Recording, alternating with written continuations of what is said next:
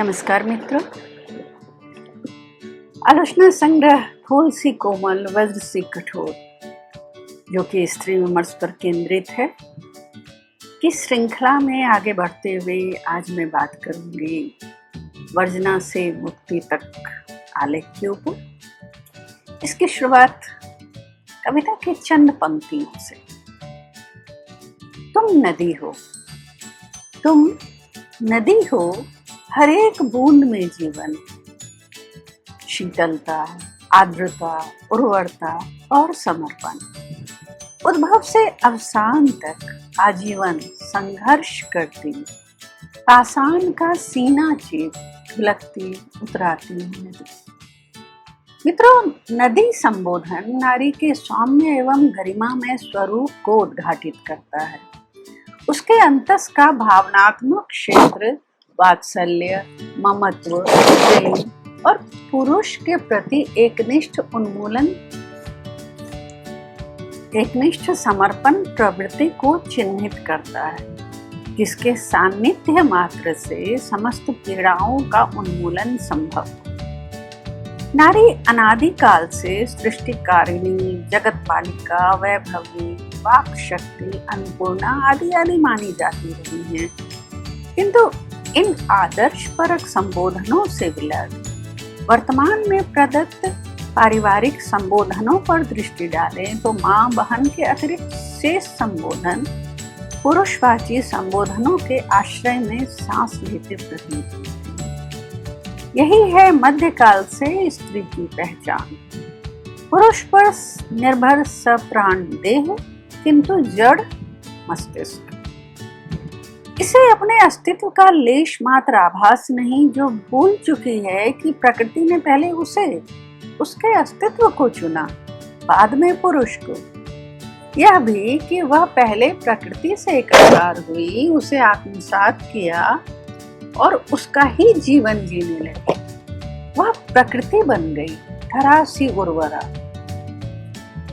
सृष्टि रचती हुई, सौंदर्य और आकर्षण सहित प्रेम और वात्सल्य की अविरल धारा प्रवाहित करती, अपने संपर्क में आने वाले प्रत्येक सजीव और निर्जीव को प्राणवन, जीवनमयी बनाती। कभी गंगोत्री तो कभी कलकल छलछल निर्मल निश्चल भागीरथी, कभी स्वयं में ओंकार समाहित की हुई शिप्रा, तो कभी कमला। करोड़ों वर्षों तक अपने अस्तित्व को बनाए रखने वाली प्रकृति सहचरी स्त्री अचानक पुरुष के द्वारा अबला घोषित कर दी जाती है। उसकी दैहिक कोमलता को बाहरी पुरुष नामक पशु से खतरा है, इसलिए वह चौखट लांघने की भूल ना करे। दैहिक सुचिता सर्वोपरि है और उसका रक्षक उसके लिए चौखट बनाने वाला पुरुष है, उसके परिवार का मुखिया। हालांकि चौखट सुरक्षा की निर्मित बनी थी, जो कालांतर में स्त्री की सीमा बना दी। मन और मस्तिष्क पर विचार करना स्त्रियों के लिए व्यर्थ है। वह कोमलांगी मस्तिष्क का बोझ उतार देह में सिमटी मूर्त हो गई, जो जीवित तो है किंतु सचेतन नहीं।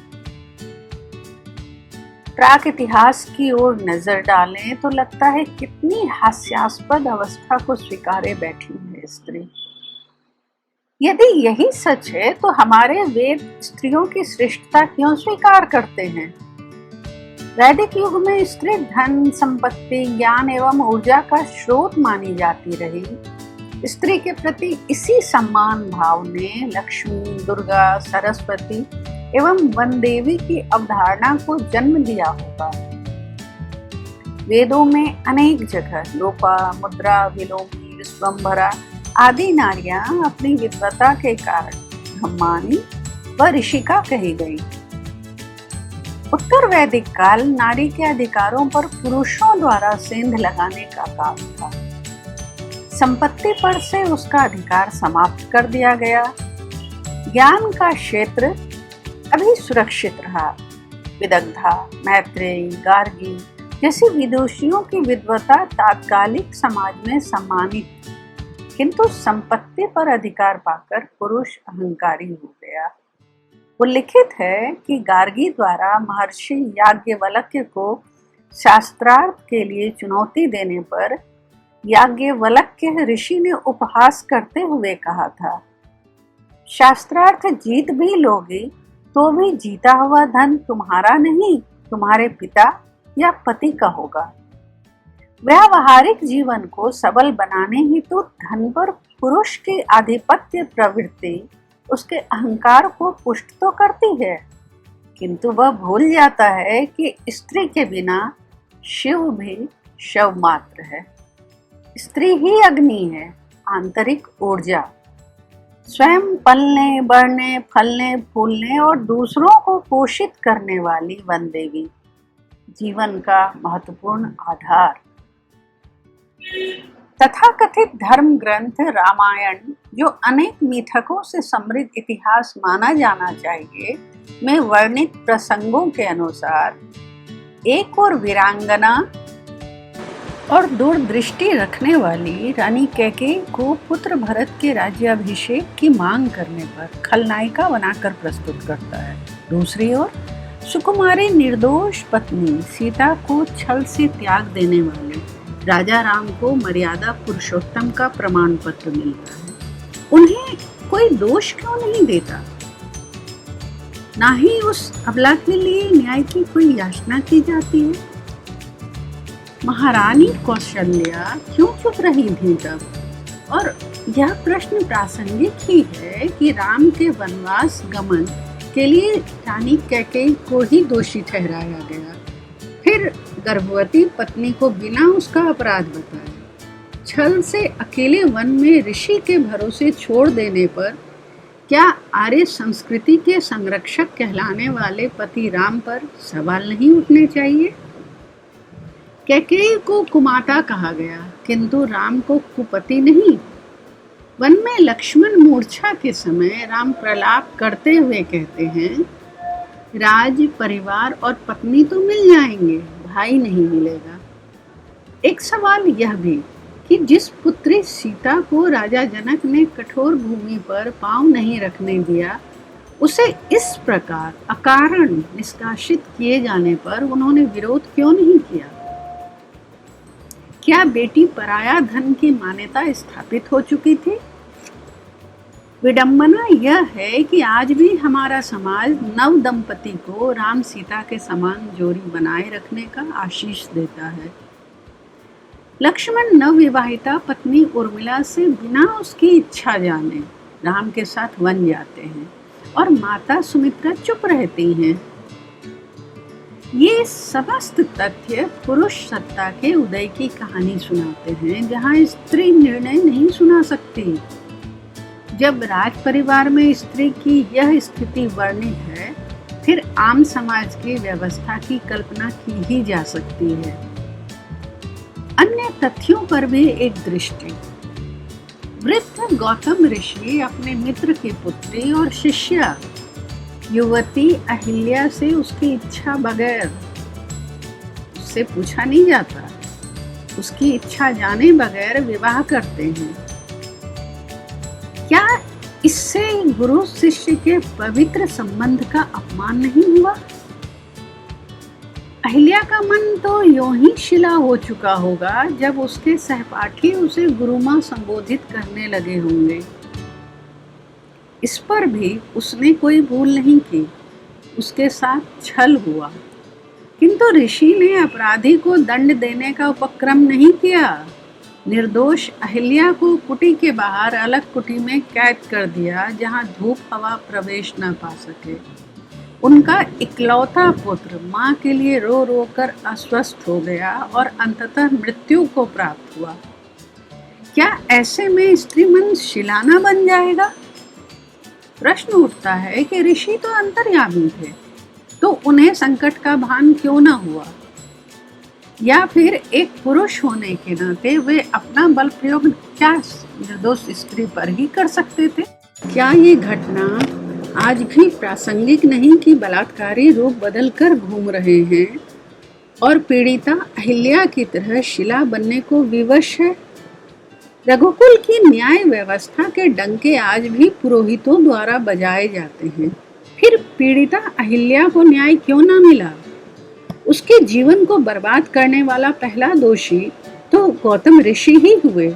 फिर रामायण काल में किस न्यायपूर्ण राज्य की कल्पना की जाती है? क्या ये तथ्य ब्राह्मणवाद के अतिशय वर्चस्व और स्त्री के शोषण की गाथा नहीं कहते? ये घटनाएं हजारों वर्ष पुरानी होकर भी आज के संदर्भ में इसलिए प्रासंगिक हैं क्योंकि समय तत्कालीन समाज में उदित स्त्री वर्जनाओं को धरोहर की तरह परवर्ती काल को सौंपता रहा और काल दर काल वर्जनाएं बढ़ती गईं और वर्तमान उन प्रपंचों की ही अगुवाई कर रहा है। इसकी पुष्टि महाभारत काल, तुर्कों और मुगलों के आधिपत्य काल से लेकर ब्रिटिश काल और स्वतंत्र भारत की परतंत्र स्त्री जीवन को देखकर की जा सकती है।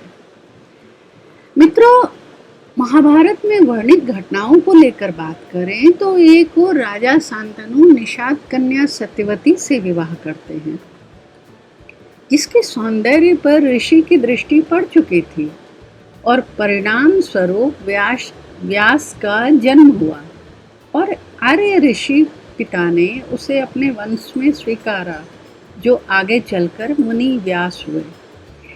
इस मुनि व्यास के साथ शांतनु सत्यवती से उत्पन्न पुत्रों चित्रवीर्य एवं विचित्र वीर्य की पत्नियों अंबा एवं अंबालिका को जबरन नियोग क्रिया के लिए विवश किया जाता है, अर्थात ज्येष्ठ के साथ समागम। परिणाम अंधे धृतराष्ट्र एवं अशक्त पांडु का जन्म। और इसी प्रकरण में दासी का भी मुनि व्यास के साथ समागम और परिणाम स्वरूप बुद्धिमान विदुर का जन्म।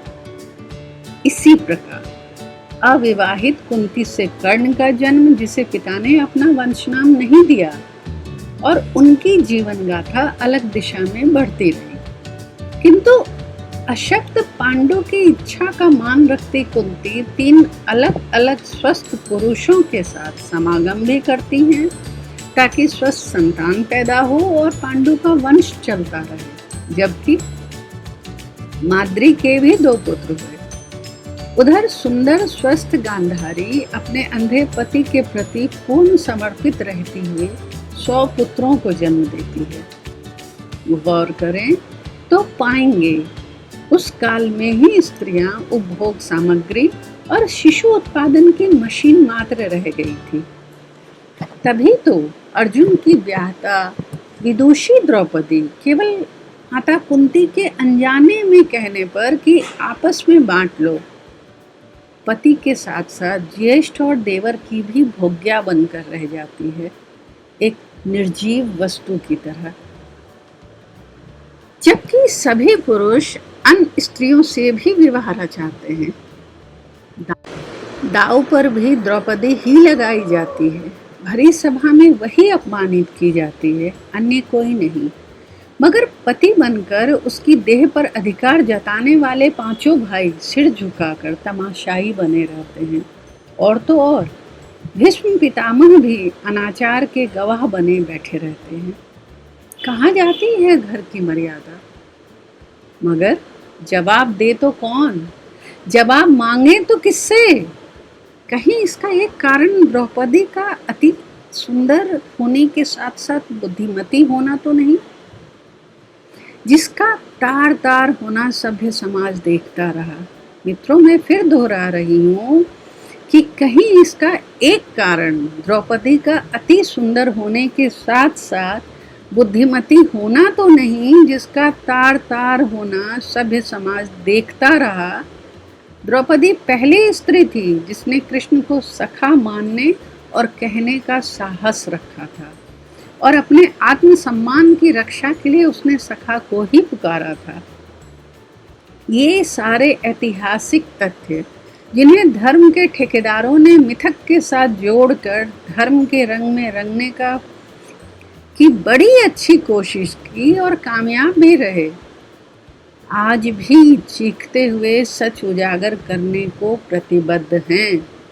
ये घटनाएं ठहरकर सोचने पर विवश करती हैं कि क्या सचमुच पुरुष की नारी के प्रति मानसिक बर्बरता, उसकी भावनाओं की उपेक्षा, नारी के मन में प्रेम और सुरक्षा नहीं साथ रहने की व्यवस्था को प्रतिध्वनित करती है।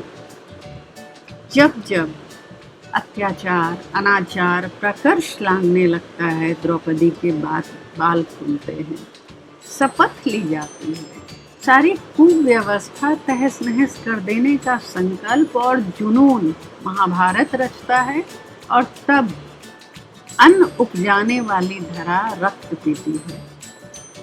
यहाँ यह कहे बिना भी रहा नहीं जाता कि महाभारत यानी कि विनाश का एक कारण एक स्त्री द्रौपदी को घोषित करना क्या पुरुष प्रधान समाज की सोची समझी चाल नहीं? यदि ऐसा ही था तो वह विवश नारी इतनी अवमानना के बाद अपने कुपतियों के साथ, मैं कुपतियों कह रही हूँ, अपने कुपतियों के साथ 13 वर्ष वन में क्यों भटकती रही? क्यों इस घटना के बाद उसके पिता राजा द्रुपद ने उसे अपने पास बुला नहीं लिया? कारण वही पति को परमेश्वर मानने की या जबरन मनवाने की परंपरा। स्त्री का स्वत्व तो ब्राह्मण काल में ही आर्यों ने समाप्त कर दिया, किंतु इतिहास गवाह है कि गंगोत्री गंगा से जब हुगली बनाई जाती है तो अपनी मलिनता से शुद्ध यही गंगा जहरीली होकर प्राणहारिणी बन जाती है। अपने किनारे को सींचती पवित्र जलधारा अपनी प्रचंडता में किनारे को समूल नष्ट कर देती है।